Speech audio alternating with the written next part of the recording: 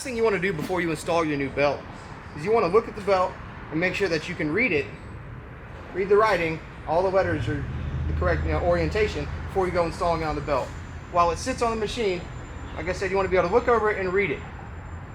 After you install the new belt, make sure you don't force it over the clutches, you don't use any pry bars or anything like that. You need to actually open the secondary correctly and install the new belt the right way. Doing that in return will stop the cords from being too stressed or bent wrong and will help prolong belt life substantially.